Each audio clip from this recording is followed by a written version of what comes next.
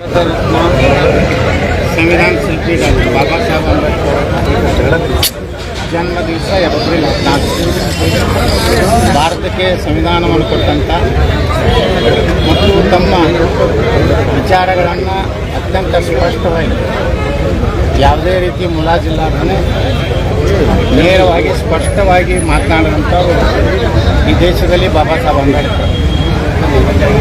ಅವರು ಒಬ್ಬ ಶಾಸ್ತ್ರಜ್ಞರು ಮತ್ತು ಸಮಾಜದಲ್ಲಿರುವಂಥ ಎಲ್ಲ ಧರ್ಮಗಳನ್ನು ಅಧ್ಯಯನ ಮಾಡಿದಂಥವ್ರು ಬಾಬಾ ಸಾಹೇಬ್. ತಮ್ಮ ವಿಚಾರಗಳಲ್ಲಿ ಎಲ್ಲ ರೀತಿಯಿಂದ ಭಾರತ ಸುರಕ್ಷತೆ ಇರಬೇಕಾದ್ರೆ ಭವಿಷ್ಯದ ಭಾರತ ಯಾವ ರೀತಿ ಇರಬೇಕು ಅನ್ನೋಂಥ ಕಲ್ಪನೆಯನ್ನು ಕೊಟ್ಟಂಥ ಬಾಬಾ ಸಾಹೇಬ್ ಅಂಬೇಡ್ಕರ್ ಅವರು. ಒಬ್ಬರು ಮುಂದೆ ಏನಾಗ್ತೈತೆ ಅನ್ನೋಂಥ ಮೊದಲೇ ಈ ದೇಶದ ಭವಿಷ್ಯವನ್ನು ಹೇಳಿದಂಥವ್ರು ಬಾಬಾ ಸಾಹೇಬ್.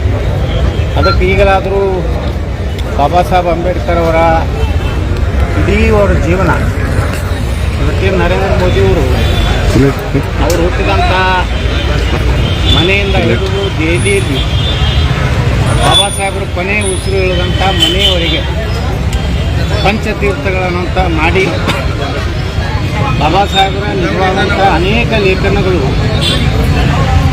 ಅವರ ಒಂದು ವಿಚಾರಗಳನ್ನು ಭಾಳ ಸ್ಪಷ್ಟವಾಗಿ ಜನರಿಗೆ ಗೊತ್ತಾಗ್ತದೆ.